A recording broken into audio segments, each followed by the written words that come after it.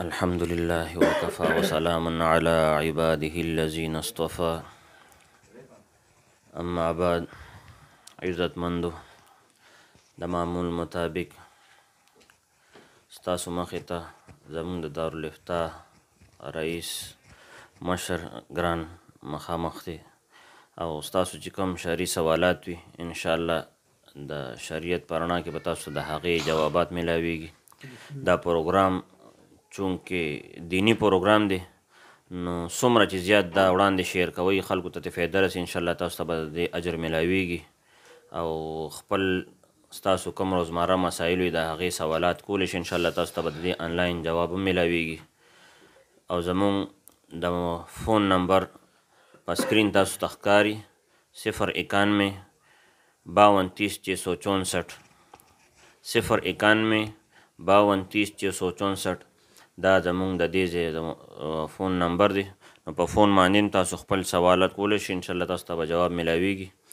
نو اوس باقاعده انشاءالله د خپل د پروګرام آغاز کوو. نو حضرت مفتی صاحب نه سوال کوو. ډومبی سوال اجمیر خان کړی دی.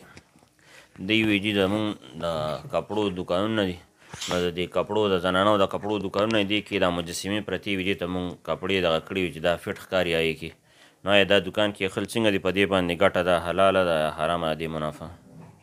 اعوذ بالله من الشیطان الرجیم بسم الله الرحمن الرحیم رب اشرح لي صدري ويسر لي امري واحلل عقدة من لساني يفقهوا قولي اللهم صل على محمد وعلى ال محمد كما صليت على ابراهيم وعلى ال ابراهيم انك حميد مجيد.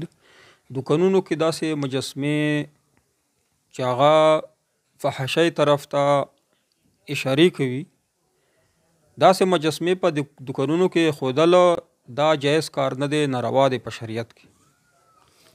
کومې مجسمې چې کمې دي د هغې اوبار د هغې حجم یعنی د هغې کې پلاستیکي مجسمې خو هغه اوبار یا حجم یا جسم پکې معلومیږي لکه زنانه چې بربنډه نو دا د فحشۍ طرف ته دعوت دی چې دا حرام دی په اسلام کې، دا کار منع دی. خو ستا سوال دا دی که څوک سره دی چې دا حرام کار کوي او په هغې باندې کپړې راځوړن کي د هغې په ذریعې سره خرڅې کي نو شی حرامیږي. کم کپړو والا هغه چې قیمت دی هغه نه دی حرام. د کپړو چې کم قیمت دی د کپړو په مقابلې کې دی. څوک د فحشۍ په مقابلې کې څوک پیسې نه درکوي چې تا ماله دا مجسمه وښودله دا مکشوفه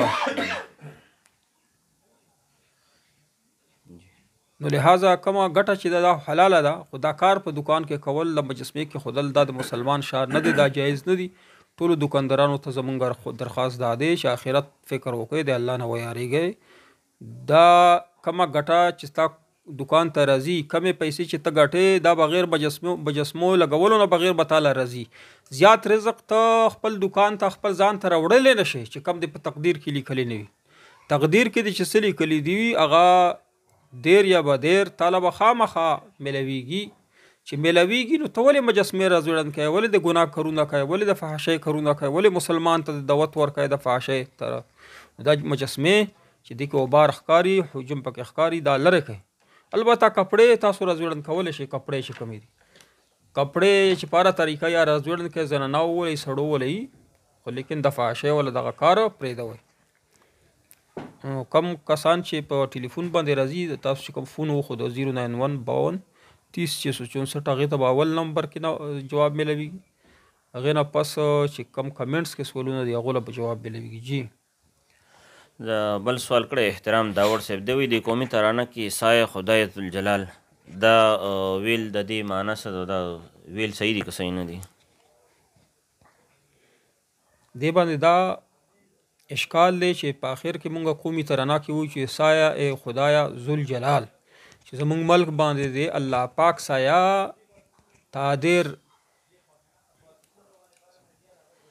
تادیر قایموي، هر وخت د الله سایه وي پې.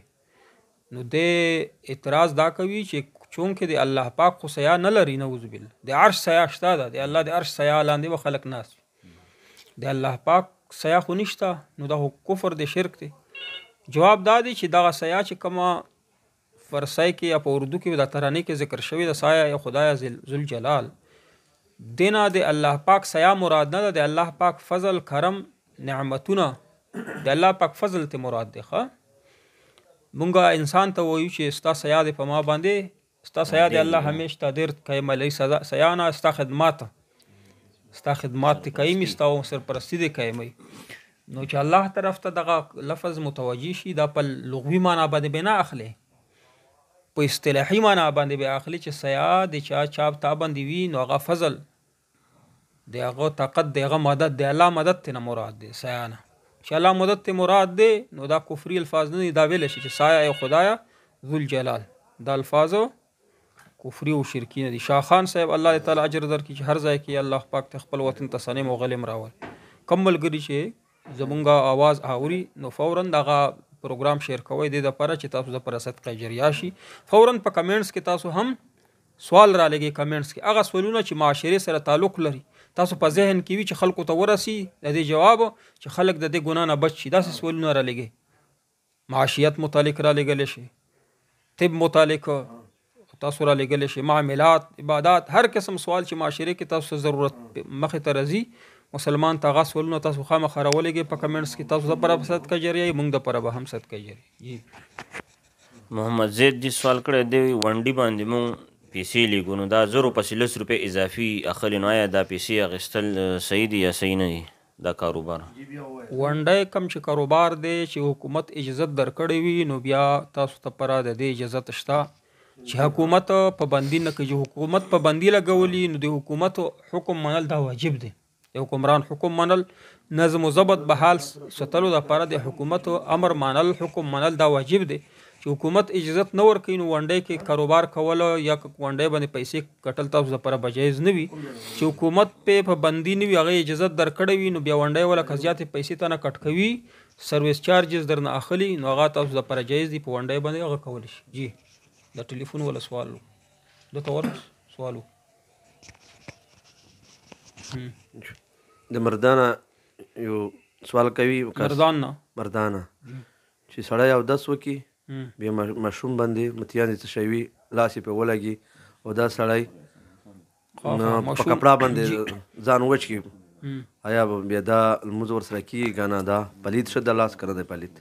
د ماشوم متیازې چې په لاس ولګي او بیا په کپړه وچي کړي، که داسې صورت وي چې ماشوم بالمازه دی یعنی ناپاک دی ماشوم، هغه ماشوم تا باندې ولګېدو نو دې سره خو ته نه ناپاک کېږي، چې خاص کر کې د ماشوم ګندګۍ باندې د لاس نه یخې. که دا سوال وي چې یو ماشوم ناپاک دی متیازې کړي بول برازي کړي ناپاک دی نو هغه ماشوم چې تا باندې ولګېدو خو بول برازي تا باندې نه دی لګېدلی نو دغه تا نه بالمزه. البته که تا ماشوم چې کم نجاست دی کم بول براز دی هغه په تا باندې ولګي نو دا بالماز دی ناپاکۍ دی، دا په وچولو سره بیا نه صفا کېږي، دا به خامخا اوبو باندې وینځي او 3 ورې به اوبه بیا یې په هغه ځای باندې وبایې اوبه بیا به دا پاک شي. بل څه سوال یې وکړه چې سړی اودس وکړي وړکې وړي چمجي راوځي، آیا په دا باندې اودس ماتېږي که نه؟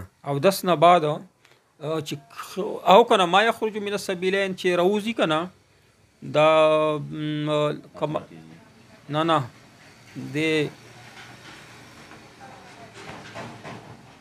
که بولو ځای نه راوځي د بولو سره بول یا بولو نه بغیر راوځي که نه صرف چینجي هغې سره اودس نه ماتېږي. ښه فقط چینجي چې بول براز ورسره نه. دا یو بل ملګري سوال کړی چې دوی وی چې د حجام زکات ورکول صحیح دي که صحیح نه دي؟ نه ایله ولې نه ایله مسلمان چې وي مسلمان باندې زکات کېږي چې غریب وي او نه مسلمان هم وي نو صحت نه وي نو هغې له زکات ورکولی شي، هیڅ قسم په دې کې اشکال نشته.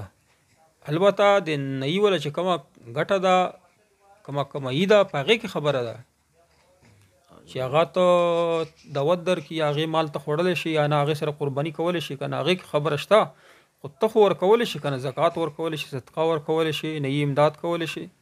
حجام چې هغه غریب وي مسلمان وي فضل الله صابر وي. سلام مفتی صاحب، ملی نغمه اوریدل څنګه دي؟ هر نظم هر یو شاعر هر شاعری ډېر اقسام دي. ځنه شاعرۍ کې څوک د الله پاک حمد تعریف بیانوي نو هغې شاعرۍ ته ویلی شي حمد. او په ځنه شاعرۍ کې خلک د نبي علیه الصلاة والسلام صفتونه بیانوي، د نبي علیه الصلاة والسلام سره د عشق اظهار کوي، هغې ته ویلی شي نعت. په ځنه شاعرۍ کې خلک د خلکو صفتونه کوي نو هغې ته ویلی شي نظم، یا د یو ځای پکې صفت کوي ته نظمونه ویلی شي. او کمه شاعرۍ کې چې د خپل ملک د وطن صفتونه پکې شوي وي هغې ته ویلی شي ملي نغمې. نو دا که بغیر د ساز نه وي د ټولې اورېدلی شي، بغیر د ساز نه وي. خو بغیر د ساز نه هغه شاعري نشي اورېدلی چې په هغې کې غلط ترغیب یا تعلیم پکې، غلط تعلیم او ترغیب پکې وي، عیاشۍ طرف ته خلک رابالي، بغیر د ساز نه ولې نه وي داسې شاعري نشي اورېدلی. هغه شاعري چې هغې کې د آخرت نقصان نه وي هغه اورېدلی شي، خو بغیر د ساز نه چې وي. او سره د ساز چې هره یوه شاعري وي، که حمد وي، نعت وي، ملي نغمه وي، او که سندره وي، او که ګانه وي، که مرثیه وي، خو چې ساز سره وي بیا یې نشي اورېدلی. ملي نغمه خو لا پرېږدي، د نعتونه چې دي نن سبا چې د نعتونه او تاسو واورئ دې سره ډولونه دي، ډولونه ورسره وایي د اردو نعتونو سره زیات تر پښتو لکې هم راغلي دي، دا ځنه جلي پیران ورته ناست وي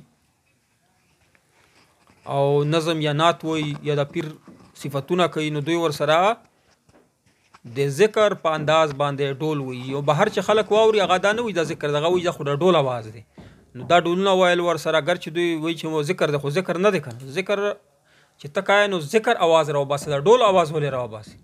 نعت سره چې کله تاسو ذکر کوئ اول خو دا جایز نه دی چې هلته یو کس نعت اورئ بې که ته به ورسره هوه لګولي. څوک چې نعت وایي حمد وایي د هغه اورېدل تله پکار دي. که ته اورې نعت هغې سره خپل ساز برابری، حقه حقه ډول ورسره برابری، نو د ډول اواز چې ورسره برابری او بیا استعمالوي ذکر د الله نومونه، نو دا ډېر د قباحت خبره ده، ډېره د ګناه خبره، لویه خبره.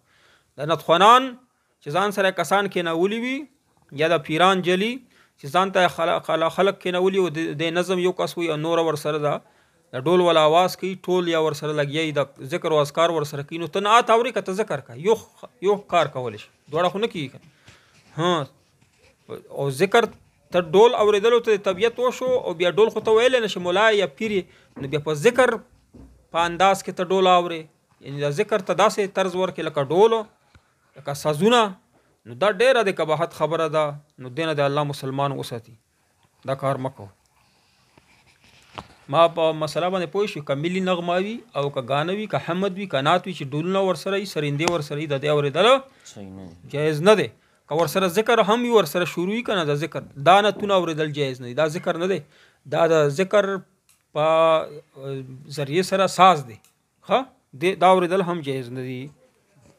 سلام مفتی صاحب، نغمه اورېدل دا جواب مدر کو. فضل الله صابر وایي چې السلام علیکم مفتی صاحب، ملي نغمه اورېدل ټیک ټیک که نه دی جواب خو مې درکړه که نه، ځکه چې دې سره ماسک هغه وي میوزک ورسره چې میوزک ورسره اورېدل یې نه دی پکار. ما درته وایي چې ملي نغمه خو له پرې دا حمد و نعت نشي اورېدلی چې نه هغه ورسره ساز میوزک ورسره. السلام علیکم ورحمۃ اللہ. موبائل میں قرآن مجید ڈاؤن لوڈ کرنا اور پھر اس موبائل فون میں تلاوت کرنا جائز ہے یا نہیں؟ سردار مفکر بالکل جائز ہے. مفکر سے په موبایل کې قرآن پاک ډاون لوډ کې بیا هغې کې تلاوت کوه، بالکل جایز دي، جواز پکې شته، ثواب دی پکې، ګناه پکې هېڅ قسم نشته، قباحت پکې نشته. د ملګري دوباره فون کړی وي دا مسله لږه راته واضحه کوي. په دې ونه رسېدو چې د اودس نه پس د بول په ځای باندې چینجې وغیره راوځي نو دې سره اودس ماتېږي که نه ماتېږي؟ وایي پوه نه شو په دې مسله. ما یخرج من نور الایضاح کې وګوره که نه دا مسله ذکر شوې ده، حواله یې دا ده په نور الایضاح کې چې نواقض وجوب کې دا مسله شته دی نه نو شته دی په نور الایضاح کې شته. اوس یې راوالی نور الایضاح چېرته چا سره شته؟ ما یخرج من السبیلین دې لاندې لیکلي دي او بلکې وضاحت سره لیکلي که چینجی راوځي فلانکی شی راوځي په نور الایضاح کې لیکلي شوي دلته یې وګوره. د چینجي حکم باید شوی دی پکې، د وینې حکم دی، د بول براس حکم دی، د متونو کې شته، خو نور الایضاح کې خو ماله یاد دی چې په هغې کې شته ده، متن دی هلته وګوره. جی صحیح شو جی محترم. دا یو بل کس سوال کړی دی خانه کعبه کې دا خو په علمګیري او شمی کې هم ذکر دی، د چینجي ذکر شته چې من السبیلین نه راوځي، څه حکم یې؟ دا یو کس سوال کړی دی خانه کعبه کې چې امام کله اکثر برانډه کې ودرېږي، نو اکثر اوقاتو کې صفونه د هغه نه مخکې جوړ شي، غیر چاپېره چې جوړېږي نو هغه نه مخکې د امام نه مخکې ودرېږي، د دې لمونځ څه حکم دی؟ داسې نه وي. الله پاک دې مونږ تاسو ټولو ته د عمرې او د حج سعادت نصیب کړي. تاسو ووایئ چې امین. یا الله مونږ ټولو ته زر تر زره سبب جوړ کړي او مونږه یا الله مدینه او مکې ته بوځي، یا الله مونږ عمرې سبب جوړ کړي چې هلته لاړ شي. نو هلته د امام او د مقتدیانو په منځ کې داسې طریقه جوړه کړې وي چې مقام یې ورته بدل کړي. امام چې په کم مقام باندې ودرېږي او خلق چې کم ځای کې بیا ودرېږي ورپسې، که بیت الله شریف کې دا اکثر پیښیږي، نو خلق د امام نه مخکې ودرېدلی شي نه، داسې طریقې باندې ودرېږي د خلق انتظام یې ورته داسې کړی دی چې امام نه خلق مخکې ودرېدلی شي نه، د هغه په سیټ کې چې وي د امام په سیټ کې چې وي، چې کم د امام نه ته مخکې ښکاري هغه د ده په جانب باندې نه روخ یې بدل وي. بیا خانه کعبه ګول لکه نه، نو امام دې طرف نه ودرېږي، نو دې طرف نه چې کله امام ودرېږي نو دغه ځایونه یو طرف ته جوانب دواړه جانبونه یې ورته خالي پرېښي جانبین، چې خلق ورته امام په سیټ کې خانه کعبې ته نه ودرېږي مخکې. که بیا ودرېږي امام نه مخکې خو لږ جانب به بدل وي، روخ به بدل وي، داسې به ودرېږي، داسې ورته نه ودرېږي، داسې به ودرېږي. نو هغې دپاره بندوبست کړی دی، نو څوک نشي ودرېدی. که بالفرض ودرېدو نو لمونځ یې نه کېږي، هر ځای کې امام نه مخکې به نه ودرېږي. جی د حمزه خان سوال کړی دی، وی کلمه کې فرایض څومره دي؟ وي دا لږ راته ووایي. کلمه کې خپله فرض ده، په دې کې فرایض کتابونو نه دي ذکر کړي، خو علما کرام داسې لیکي چې کلمه چې تا وویله په تا باندې یو شی لازم شو، کلمه ویل تا باندې لازم دی، فرض د په خپله باندې، نو دا تا باندې فرض شو، فرض کفایه، فرض عین چې ته بل ته ورسوې، داسې فرایض یې ترې ایستلي دي که نه، چې مثلا د کلمه دې چې وویله دا بل ته ورسوه که نه، دا به تا باندې فرض شو. او د کلمې معنا هم تا باندې فرض ده چې ودې ویله، خو معنا څه دی پکې وایي؟ لا اله الا الله محمد رسول الله، د الله نه سوا عبادت لایق څوک نشته، محمد صلی الله علیه و آله وسلم د الله رسول، په دې معنا باندې ځان پوه کړه. او بیا بل چاته ورسوه، دا تا باندې لازم دی چې خپله دې ویله خو بل ته ورسوله، یو قیمتي شی درته میلاو. او بله پکې دا فرایض راوباسلي دي چې په دې باندې عمل وکړه. کلمه ته نه څه غواړي؟ لا اله الا الله توحید څه شی درنه غواړي؟ چې الله سره شریک ما نیسه، شرک بالکل نه وکړي. او محمد رسول الله، او تعالی رسالت څه غواړي؟ چې رسالت د ایمان راوړو، د نبی علیه السلام طریقو باندې عمل پې وکړه. دا فرایض علما کرامو یا نیکو خلکو بیان کړي چې د کلمې دا فرایض دي، نو دا جزئیات یې ورنه بهر کړي دي. جی دا یو ملګري سوال کړی، مونږ د عبدالله سلفي حدیث نه یو مسله اورېدلې وه چې اودس کې که موضوع تا نه خوش پاتې شي، لاس یې خپه وي، دا چې دوباره وینځي ورسره د اودس ماتېږي. ما تاسو ته مخکې ویلي چې دا کم ذکر چې تا وکړو، دا موصوف چې کم دی دته د الله پاک هدایت وکړي، د هر ورځ چې کله په نیټ باندې ګوري دی په خپلو سترګو کې یو پورنجه واچي، بیا کینی د امام ابو حنیفه رحمت الله علیه ته ډېر په خوږې طرز سره، په خوږې انداز سره د هغه مخالفت شروع کړي. بعض د کار دا دی په میډیا باندې، کله چې دا یوه مسله ذکر کوي نو وبوي چې وګوره امام ابو حنیفه رحمت الله دلته کې د قرآن او حدیث مخالفت کړي. چې ته ورته ووایې چې د امام ابو حنیفه رحمت الله چې د قرآن او حدیث نه مخالفت کړی دی، د امام رحمت الله ورته ولې وایي؟ دا خو امام نه دی، دا خو بیا نعوذ بالله بل شی، دا خو په ابو جهل نه اخوا دی. مونږ خو داسې کس ته امام نه وایو چې د قرآن او حدیث نه مخالفت کړی وي، او دی وایي چې نه ډېر ځله یې کړی، ډېر ځله نه، چې ډېر ځله یې کړی، نو ته ورته مسلمان څنګه وایې؟ ته رحمت الله علیه ورته دی وایي زه ورته دعا کوم الله دې پې مغفرت نصیب، ته کافرو ته دعا کوې. داسې لوی کافر چې د قرآن او حدیث مخالفت یې کړی وي، نو هغې له څوک دعا کوي؟ دا خو الله پاک مخالفت کوي، د الله پاک د قرآن مخالفت کوي.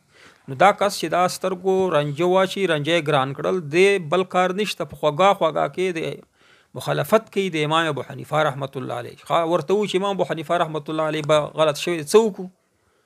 مسله چې مونږ ته مخې ته راشي څه وکړو؟ چا تپوس کوو چې ما نه کوه، نو تا نه چې زه وکړم نو تا خو داسې مسایل بیانوي. اوس وګوره څنګه مسله بیان کړې ده، څه ویلي دي چې اودس کې د یو ځای لون خشک پاتې شو بیا چې وینځي نو اودس ته ورسره متي. دا د کومه قاعده او کلیه ذکر کړې ده. امام صاحب یقینا اصول ذکر کړي دي، قواعد ذکر کړي دي، فقهي قواعد. خایو ځنې خلک وایي چې امام صاحب نه بعد مجتهدین چې دا نشي پیدا کېدلی شي، خو ضرورت یې نشته دی. د قیامت پورې چې کوم څه مسائل راځي د دې لپاره امام ابو حنیفه رحمت الله یو اصول یو اتلا امامانو سلورو امامانو یو تلا یو اصول ذکر کړي دي چې مونږ هغه باندې قیامت پورې مسائل چې د حل کولې شو نو بل مجتهد ته پکې ضرورت نشته که پیدا شو قبل فرض پیدا شو او داسې اصول یې ذکر کړ نو اب امام ابو حنیفه رحمت الله علیه پشان یا بد نور امامانو پشان نوې قواعد ذکر کولې نشي، ضرورت یې نشته. قواعد د قیامت پورې مونږ مسائل په حل کولې شو دا امام صاحب ذکر که اهل حدیث دا غکم چې لا مذهب چې ورته ویل شي اهل حدیث خو مونږ یو حدیث باندې خو مونږ عمل کوو. یو حدیث چې دوه حدیث راشي تعارض پکې راشي تطبیق یو کو تعویل کو یو باندې عمل کو ابل انکار نه کوو. مونږ اهل حدیث یو کنه ټولو حدیث عمل کوو. دا لا مذهب چې کم دی چې د مذهب نشته مسلک کې نشته دا لا مذهب دی نو د په یو حدیث باندې عمل کوي او لس پرې دی انکار کوي دا منکرین حدیث یا لا مذهب دی.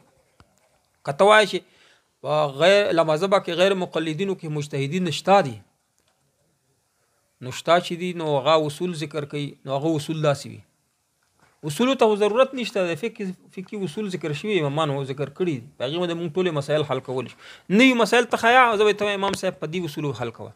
مثلا مشهور مسله چې تو وای چې د بنکارۍ د اسلامي بنکارۍ مسله پته خو عوام نه پويږي عبد موزون باندې نه پويږي موبایل باندې خو پويږي کنه د موبایل چې کله هغه کې راووت یعنی आवाज یو کو منځ کې دانه نه نو دا مسله امام ابو حنیفه کله ذکر کړی دا چې موبایل راوځي आवाज وکي نو څنګه وي بندای نو امام صاحب یو اصول ذکر کړی چې په منځ کې عمل کثیر باندې المنمتیږي په عمل قلیل باندې نه ماتیږي نو بیا عمل قلیل د پر نبی علی السلام حدیث ذکر کړی چې نبی علی صلوات و سلام بچ کله دا غکو څه شی وتی اسویلې به چې کو نو بیا به لاس مبارک خله ته یوړ نو دا نو دومره پر نبی علی السلام په منځ کې حرکت کړي دي دومره عمل کړي دي المنځ نه د مات شوی نو امام صاحب یو قاعده ذکر کړه چې په عمل قلیل باندې المنځ نه ماتیږي نو موبایل راو بسا بنی کده عمل قلیل دي دا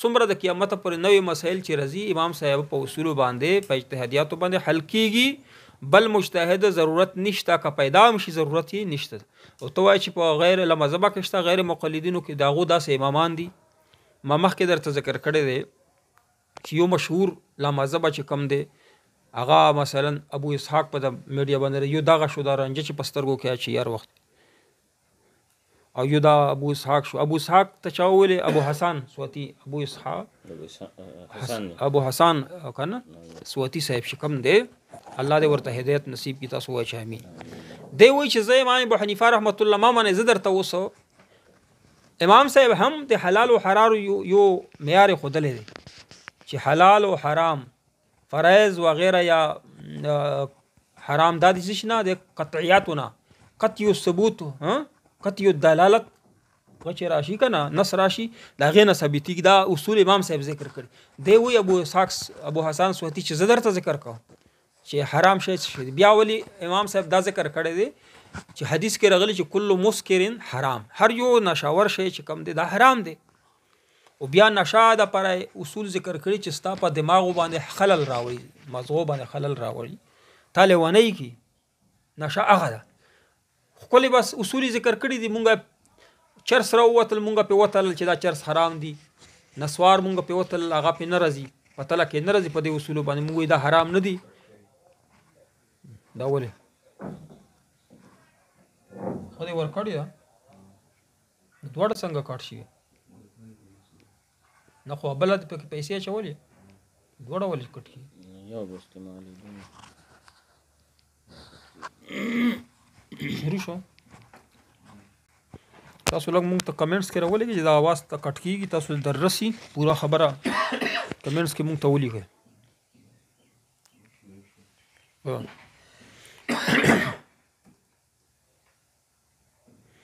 مونږ وی چې ځنې بعض خلک دا سوال لستا سو اول نه دلته سوال سو دا وضو کې چې خوش د ابو عبد الله نه څنګه تاسو ورېدلی دي چې او دس کې یو ځای اوچ پاتې شي دا چې دوباره بیا وینځي بس سره دس ماتېږي بس دا ډیره ضروری خبره ده وایوره دا ابو عبد الله څوک دی نوم یو خیا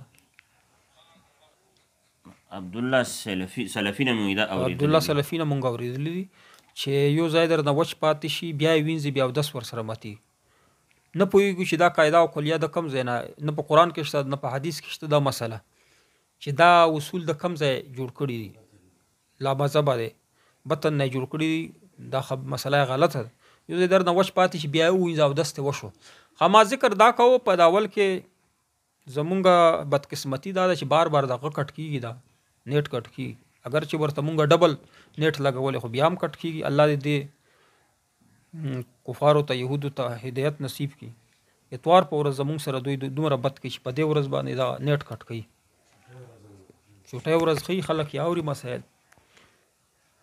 مسله واوره ځینې خلک په ذهن کې دا هغه اچولی دی له مذهبه چې دا اجتهاد دروازه ولې بنده ده نوي مسایل به راوځي هغې دپاره مجتهدین به الله پیدا کوي نوي مسایل به حل کوي اجتهاد دروازه مو ولې بنده کړه مونږ جواب ورکوو چې د اجتهاد دروازه که بالفرض قلاو شي مجتهدین پیدا هم شي نو فایده یې نشته ولې امام ابو حنیفه امام شفیع رحمت الله علیه امام مالک امام احمد بن حنبل د څلورو امامانو فقهي داسې مسایل داسې اصول بیان کړي دي چې قیامت پورې چې څومره مسایل راځي هغه مونږ په حل کولی شو الحمدلله حل کولی شو که نه دا مثال مې در کوم د موبایل والا چې نبی علیه السلام حدیث نه دا اصولي ذکر کړي عمل قلیل و علی کثیر اوس د کې لا مذهب وایي چې مونږه مجتهدین یو مونږ وایي چې امام ابو حنیفه رحمت الله دوی وایي چې امام ابو حنیفه رحمت الله قرآن او حدیث مخالفت کړی دی بیا ورته وایي رحمت الله علیه الله دې په رحم وکړي دا منافقت ته ګوره څوک چې د قرآن او حدیث مخالفت وکړي یا مسلمان وي هغې ته رحمت الله څوک وایي هغې ته څوک دعا کوي دا خو د قرآن خپله مخالفت ته چې کافر ته داسې کافر چې د قرآن او حدیث مخالفت کوي ته ورته دعا کوي دا خوږه کې امام ابو حنیفه رحمت الله علیه مخالفت کوي ما بار ویل چې سترګو کې وګورئ په ویډیو کې رانجه اچولي که نه یو پاو دوه پاو رانجه صرف دې دپاره میډیا ته راځي چې امام ابو حنیفه نه خلک متنفره کړي لا مذهبه وکټوریان چې کم دي غیر مقلدین په ویډیو باندې په میډیا باندې صرف دې ته راځي چې تاسو د امام ابو حنیفه نه د مذهب نه خلک متنفره کړي څوک چې لمونځ کوي چې د لمونځ نه یې راواړئ چې لمونځ مه کوه نه دی کېږي څوک چې طلاق وکړي طلاق ترې نه وشو څوک چې روژه ساتي روژه دې نه وشوه تراویح دې نه وشوه صرف دا کار کوي په میډیا باندې ته ورته وایي چې امام ابو حنیفه رحمت الله زما پرېښوده ته راته اصول ذکر کوه که نه په نوي مسایل به څنګه حل کوو نو دوی به داسې اصول درته ذکر کوي ما مثال درکړه چې امام صاحب ویلی دي چې هر یو نشاور شی چې کم دی حدیث کې راغلی هغه حرام دی نو بیا مونږ نشاور شی قیامت پورې راوځي پوډر راووتل آیس راووتل چرس راووتل بنګ راووتل دا به مونږ څنګه تلو نو امام صاحب ویلی دي چې ستا په دماغو کې کم شی خلل پیدا کړي په کولو کې لیونی دي کې لږ لږ یا ډېر دغه شی نشه دی نو دی اهل حدیث ابو حسن صوتی ویلی چې زه درته هم ذکر کوم اصول تله درته ذکر کوم زه مجتهد یم ما پسې راشئ دی وایي چې هر هغه شی چې تا ته بول براز درولي که نه استرخای مقعد کوي د لاندې وسله دې کولاو کړي دوی داسې وسله ده دومره اسانه سره کولاویږي چې کله نسوار وشي اصله یې کولاویږي لاندې وسله دې چې کولاو کې استرخای مقعد دې ته ویلی شي دا ابو حسن صوتی ویلي چې تاسو استرخای مقعد چې کله راولي د نسوار چونکې ځکه حرام دی چې دا استرخای نه لاندې وسله کولاو شو د لکه چې اچولي دي نسوار خوړلی دا کار د سره شوی دی نو دا د اصول ذکر کړي نو زه تا پسې لاړ شته داسې اصول ذکر کړه که امام ابو حنیفه رحمت الله د قیامت پورې اصول ذکر کړي دي د مجتهدینو ضرورت نشته که پیدا هم شي ځکه نوي که دی کم یې وتلی کم اصول ذکر کوي یا به په څلورو امامانو ذکر کړي دي قیامت پورې مسایل مونږ پې تللی شو حل کولی شو امید دی چې د مذهبه وکټوریانو د شر نه به تاسو الله پاک مونږ وساتي تاسو ته ځکه مونږ وایو چې زمونږ پروګرام زیات نه زیات شیر کوئ چې د لامذهبه وکټوریانو او نوره دغه بدعتیانو سیفیانو بریلیانو وغیره چې په میډیا باندې کم شر شروع کړی دی خلکو ذهن سازي کوي چې دې نه خلک بچ شي دا زمونږ تاسو په شریکه فریضه ده د پروګرام زیات نه زیات شیر کوئ او دې سره سره کمنټس کې سوالونه را لېږئ تاسو د پر صدقه جریہ وی. خان خټک وایي چې مفتی تقی عثمانی صاحب کو معاش مسائل کا مجتہد کہنا ٹھیک ہے. دا امام تقی عثمانی صاحب چې څومره معاشي مسائل حل کړي دي کنه چې تاسو دا واورئ یا دا کتابونه وګورئ کنه اته جلدونو کې اسلامی معاشي مسائل، اسلام اور جدید معاشی مسائل، اسلام اور جدید معاشی مسائل په اته جلدونو کې یو کتاب دی. نو دا وګوره نو دا ټولې هدایه شریفه نه حل کړي. هدایه شریفه کې امام ابو حنیفه رحمت الله د امامانو اقوال دي کنه.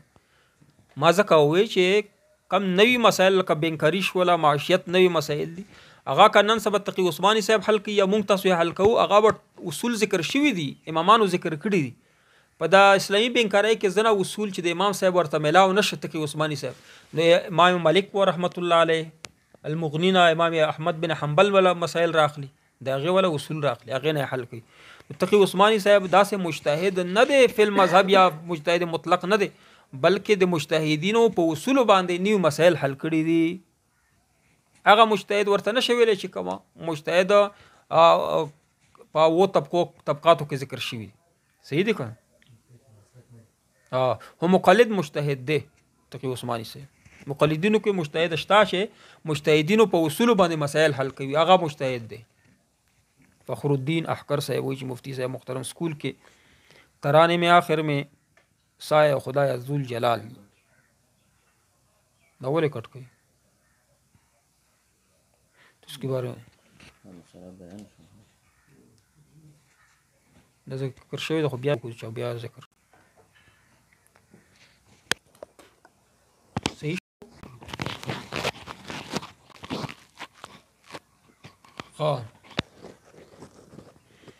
فخر الدین رازی فخر الدین احکر صاحب وایي چې مفتی صاحب د ترانې کې چې کم په آخر کې راځي چې سایه خدای ذوالجلال چونکې د الله پاک سایه نشته د عرش سایه ده اشکال دی د اول پروګرام کې موږ ذکر کو چې د دې سایه نه مراد د الله پاک سایه نه ده. هر یو لفظ لغوي معنا لري اصطلاحي معنا لري. نو دې سایه نه اصطلاحي معنا مراد ده لغوي معنا ته مراد نه ده. مونږ په خپل عرف کې خلکو ته وایي چې یا الله عالمانو ته یا الله فلان کی عالم سایه دی په مونږ ته ډېر قایم او دایم اوس. نو سایه نه مراد امداد د تعاون دی د الله پاک فضل دی چې د الله پاک فضل دی په مونږ ملک باندې قایم او دایمي. نو چونکه اصطلاحي معنا باندې دا لغوي معنا باندې نه ده نو سایه خدای ذوالجلال دی کې کفر نشته ګناه پکې نشته. جی دا بټخیر نه مولانا محمد زبیر صاحب دی وی چې وقف شوی مسجد کې چې کوم واقف رشتہ داران دي سایي پکې خپل واقداري ظاهري او د علاقې خلک دا بد مني. نو داسې مسجد کې مونږ سکول څنګه دي کم مسجد چې تا وقف کو مسجد د پر کوم ځمکه د وقف کړه ستا ملکیت نه ووتله نو کله خلک پکې لمونځونه کوي طلب ثواب ملويږي. البته تا دا وقف وکړو د واقفین بیا په مسجد کې منمانی کوي خلق د مسجد نه منی کوي یا د فلانکې راځي او فلانکې د نه راځي یا فلانکې امام دی او فلانکې د نوی پکې دا منمانی پکې کوي امام تنګي خلق تنګي. نو دا مسجد بیا شخصي مسجد دی وقف مسجد نه دی. په داسې مسجد کې بیا لمونځ مکروه کیږي ښه بیا لمونځ پکې مکروه دی. امید دی چې سر په اخلاص شوي وي. یو بل مرګري سوال کړی دی د سوره کاف د زوال نه مخکې ویل ضروري دی او که زوال نه پسې ووایو. سوره کاف ټوله ورځ کې چې کله دی وویلې تا ته به فضیلت حاصل شي. د سورة الکهف چې کوم دی 15مه سپاره کې شروع شوی دی په نیمه کې په آخر په اول په 14مه کې ختمیږي. سورة الکهف الحمدلله الذي انزل على عبده الكتاب ولم يجعل له عوجا. دا سورته دا چې جمعې په ورځ باندې چې کومه مخامه پورې دی چې وویلې دا فضیلت پته تحصیل شي ثواب به درته ملوي. د فتنو نه په امان او د بل څه شی فتنې دجال له فتنو د نه په امان. یو بل مرګري دې سوال کړی دی وی چې دا تصویر مخې ته خل او بیا لاس چول دعا کول یا په دیوال تصویر لګېدلی وي هغې ته وګورئ بیا اوچت کې لاس دعا ورته وکړي دا صحیح دی که صحیح نه دی؟ اکثر خلک خپل کوم مړ شوي هغې ته دعا کوي یا څه دا عمل روانه دی چې تصویر د مړي دی لګولی بیا دعا کوي هغې ته ګورئ هم دا عمل ناروا دی، دا مشابهت دی کفارو سره مشرکینو سره چې هغو به تصویرونو لګولي، هغو ته به سجدې کولې، هغو نه به غوښتل. اگر چې ته هغه نه غواړې، الله نه غواړې، خو مشابهت دی راځي مشرکینو سره، دا کار مه کوه. تصویر مخې ته مه لګوه، دعا کوه. تصویرو کتلو ته ضرورت نشته، دا عمل دی ناروا دی. بخشش دعا ورته کولی، خو تصویر ته خو به نه ګورې که نه. تصویر ته چې ګور دا مشابهت راځي مشرکینو سره، هغه به بوتانو ته کتل یا بوتانو ته سجدې لګو، مخامخ په ناست و، هغه نه به غوښتل کول، نو دا مشابهت راځي. اسلام وایي چې کفارو سره مشابهت نه کوي. نبی علیه السلام فرمی من تشبه بقوم فهو منهم. څوک چې د مشرکینو سره چا سره مشابهت کوي، نو دا به دوی سره قیامت په ورځ راوچتېږي.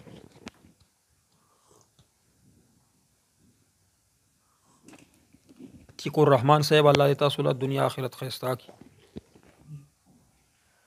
یو کس دې دا سوال کړی دی، وایي چې بینک کې اکاونټ جوړ کړی دی، په دې باندې زما رور یا تره چې ما ته پیسې رالیږي، په دې اکاونټ جوړولو باندې د بینک د طرفه قراندازي کېږي، په هغې کې موبایل نه میلاویږي. نه یا دا موبایل اخیستل دا سود کې راځي که نه راځي؟ چا ټرانزیکشن چې زیات وشي هغې ته بیا دغه ورکوي، لکه بهر نه دې ته پیسې راځي، نو څومره ټرانزیکشن چې زیات کېږي هغه قراندازۍ کې شاملوي. ما خیال دی دا به طور انعام ورکوي. یو خو د بینک والا کمایي چې دا که نه که هره یوه کمایي ده دا جایزه نه ده.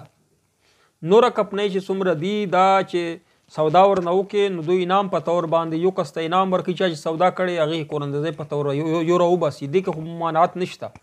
خو البته د بینک والا چې کومه کمایي ده دا خو چونکې جایزه نه ده، چې کوم انعامونه درکوي دا به څه کوې، صدقه به یې کوې. تا ته چې میلاو شي څه موبایل درکړي یا کم یو شی درکړي، هغه صدقه کوه، ځان ترې خلاصوه. دا د سود د کمایۍ نه درکوي. بینک چې کم انعام تاله هم درکوي که نه، چې حتی چې چای در باندې څکي هم د هغه نه یې درکوي، د سود نه یې درکوي، چې کومه ګټه دوی وکړي سود وکړي. او چې کومې کورسۍ یې لګولي دي چې پکې کښېنې او دوی سره معاملات دي، ټول سودي معاملات دي.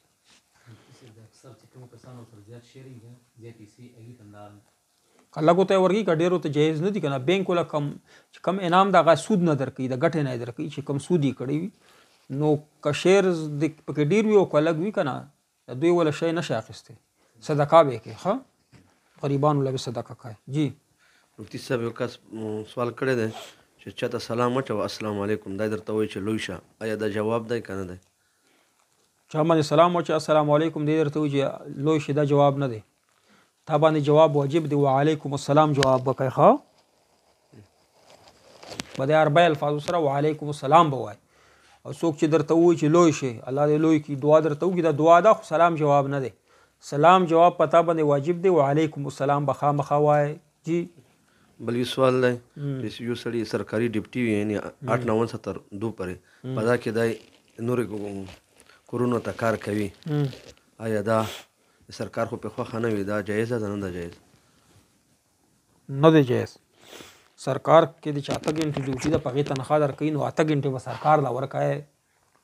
په دې کې چې ته 8 ګنټو کې 1 ګنټه هم بهر بل چا له ورکوې، نو تا دپاره جایز نه دي. سرکار 8 ګنټې دي، 8 ګنټې به سرکار له ورکوې، په هغې کې به سرکار کار کوي. او چې ته ناستې ډیوټي ده، مثلا چوکیداري ده، خپل ځان دپاره بل چا دپاره کار کولی شي، خو ډیوټۍ خیال به ساتې. جی بل یو کس پوښتنه کړې ده چې ما د آټې د وړه دکان دی او سرکاري وړه راسي ما ته، خو په کم ریټ دي، نور دکانداران چې واخلي آپ په ګران ریټ خرڅوي غریبانو ته، خو زما نه 10,000 روپۍ د افسران اخلي. آیا د 10,000 روپۍ رشوت دی، ګناه ده، زه یې ورکولی شي که نه شي ورکولی؟ خامخا رشوت دی. د 10,000 روپۍ تا نه ولې اخلي؟ څه دپاره اخلي؟ دې دپاره چې ته سرکاري وړه درکړه، وړه چې درکوي سرکاري 10,000 دا بطور رشوت ته ورکوي، تا دپاره حرام دي، دوی دپاره حرام دي. بیا چې وړه ته راشي په هغې ګټه کوي، هغه هم تا دپاره حرام دي. خو دی وایي چې نور هاته چې ورکړي دکانداران، بس نور خپل کار دی، ته خپل آخرت مه خرابوه. نور چاته چې ورکوي ګران یې ورکوي، هغه به خپل آخرت کې جواب ورکوي. نو دې دپاره نه چې ته مثلا زه ارزان ورکوم غریبانو ته، دې دپاره ته رشوت ورکوې، دا جایز نه دی. تا خان خټک وایي چې تویز لټکانا کفر اور شرک ہے. نه چا ویلی؟ او چې کوم حدیث کې راغلی چې تمیمه رزوړن کړه هغه شرک دی. نو تمیمه او تویز کې فرق دی. تمیمه با کفار او مشرکینو با د بوتانو په نوم باندې یو تار وغیره چې وو څه علاماتو څه شعار به وو که نه هغه به رزوړند کول د بتانو په نوم باندې چې دې سره به ته ښه شې. اخو یقینا چې شرک دی چې یو داسې شی ته په ځان باندې رزوړند کې چې نسبت یې بتانو طرف ته وي نو دا شرک دی. او تمیمه هغه شرک دی. او تعویض چې دی په هغې کې نسبت یا دعا په کې بتانو ذکر نه وي هغې کې الله پاک نه دعا شوي یا الله دغه سړی ښه کړې او په رزوړند وي هغه تعویض په غاړه کې وي د هغې اثر شته. او ابو داود شریف کې هم حدیث شته ابن عمر رضی الله عنه روایت دی اعوذ بکلمات الله التامة من كل شیطان وهامة ومن كل عین لامة. دغه دعا به مونږ ویله چې کم غټان به یو کم ماشومان و هغې په مرۍ کې مونږ رزوړند کړه تعویض په شکل کې نو جواز یې راغی که نه حدیث نه ثابت شو. او بله دا دی چې تعویض دا د آخرت سره څه تعلق نه لري.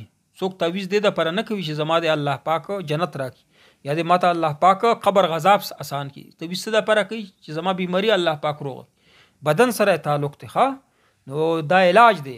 نو علاج چې تا څنګه کېږي کولی شي خو غیر شرعي طریقې باندې به یې نه کوي. بتانو نه به امداد پکې نه غواړي. تعویض کې که د بتانو نه امداد وي شیطانانو نه امداد یا جبرائیل یا میکائیل دا څیزونه پکې وي نو غلط دی.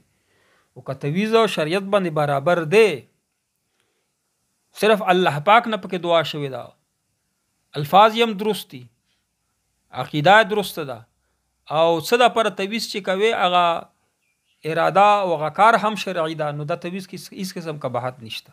ماته دا یو حدیث چا راواستو پکې لیکلي چې من تعلق تمیما وفد راغی د کافرانو نبی کریم صلی الله علیه وسلم چې هغه تعویض نه چولي ورته چې دا لري ما درته میما ویل کنه هغه کافران چې راغل وفد راغی کوم حدیث چې دی هغه به داسې سيزونه رازوړند کړیو چې کفارو طرف ته به نسبت د بوتانو طرف ته نسبت نو چې بوتانو طرف ته نسبت کوي داسې یو شی رازوړند کې نو یقینا چې هغه جایز نه دی. او تعویض کې نسبت کفارو ته نه وي بوتانو ته نه شي بلکې الله پاک نه غوښتل پکې شي. اوس دا کلمات ته ولیکي چې اعوذ بکلمات الله التامة من كل شیطان وهامة ومن كل عین دې کې د بوتانو شیطانانو نه د شر نه الله پاک پناه دې غوښتي چې یا الله پناه راکړي مالا د شیطانانو نه د شر نه د بدنظر څوک بدنظریو کې دا غینه ماته پناه راکړي. نو دغه خو دعا ده د الله نو دا دعا چې رزوړند کې تعویض په شکل کې هیڅ قسم قباحت پکې نشته ده. تعویض د پر ما شرایط ذکر کړ چې کومه مدعای کم مقصد وي مقصد به شریعت ته برابر وي او څه چې پکې لیکلي هغه شریعت ته برابر وي بیا ټیک دی. او کم تعویض کې په خپل الفاظ شرکی وي نو دا تعویض صحیح نه دی. او کومه مدعا کم مقصد دی چې هغه غیر شرعي وي دا تعویض ټیک نه دی. امید دی چې سر به په خلاص شي. جی خدای وایي صدام خان یو کس هوایی فایرنګ وکړي او په دې څوک ولګي او مړ شي او دا ته پته نه دی به قاتل حسابیږي که نه چې ده ته پته نه نو بیا خو قیامت په ورځ به الله پاک تپوس ته کوي خو دنیا کې قاضي نه خلاص دی حکومت نه خلاص دی که نو ده ته پته شته نه خلکو ته پته شته چې دا سړی دی چا په ګولۍ باندې مړ شي. چا چې فایرنګ کړی دی عند الله به ماخوذ وي اخرت کې به د سره حساب و کتاب کېږي چې د فایرنګ باندې څوک مړ شوي وي. الله پاک ته خو پته لګي که نو قیامت په ورځ به دی الله پاک ته جواب دی وي چې دی هوایي فایرنګ ولې کو چې په هغې باندې سړی ولګېدو عند الله به ماخوذ یو عند الناس چې دا اخلاص دی. سردار مفکر وایي چې مغرب کی نماز جماعت دو رکعت میں شریک نہیں تھے باقی نماز کیسے ادا کریں. اخیری یو رکعت ته په مقام کې ونی و نور به څنګه ادا کوي چې کله امام سلام وګرځاو نو ته به سلام نه ګرځې پاباسې سبا وکړي الله اکبر به ووایي سر نه به لمونځ شروع کړي سبحانک اللهم یو رکعت په وکړي صحیح دی. یو رکعت خو یې تش کړی که نه او یو بل سر والا ډک رکعت وکړو خو تحیات په بیا ووایي او بیا به پاسې بسم الله الرحمن الرحیم به ووایي بل به ډک وکړي دا دواړو ډکو په منځ کې به تحیات ووایي نو دا طریقه ده تحیات په یو زیات راشي.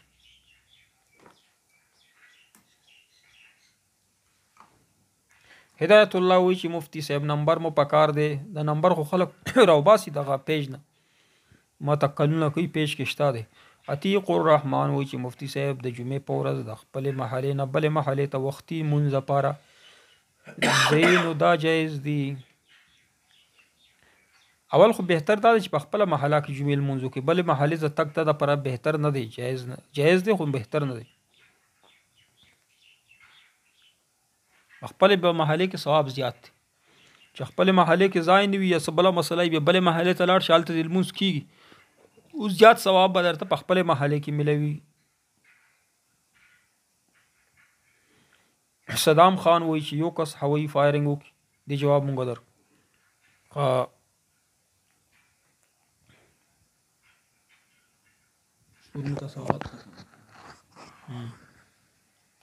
دعا وکړو الله پاک ته زمونږ اوریدونکو چې څومره دي کم وطن کې دي کم ملک کې دي، الله پاک ته دنیا آخرت ښایسته کړي. بار ملک مسافر دی الله د خپل وطن ته سالم و غنم راولي. الله پاک ته روزګار نصیب کړي، چا روزګار شته روزګار کې برکت واچي، چا چې روزګار نشته هغو ته یا الله خپل غیبي خزانو نه روزګار نصیب کړي. یا الله چا څوک بیماران دي شفا کامله عاجله نصیب کړي، څوک مردگان شي ټول علیه السلام مردگانو بخت. یا الله چا ودونه نشته په زړه پورې ودونه نصیب، چا اولاد نشته نرینه اولاد یې نصیب کړي، چا اولاد شته سترګې پېښې، دنیا آخرت د ټولو مسلمانانو ښایسته کړي. یا الله زموږ ملک اسلامي نظام نافذ وتیم کو. صلی الله تعالی علیه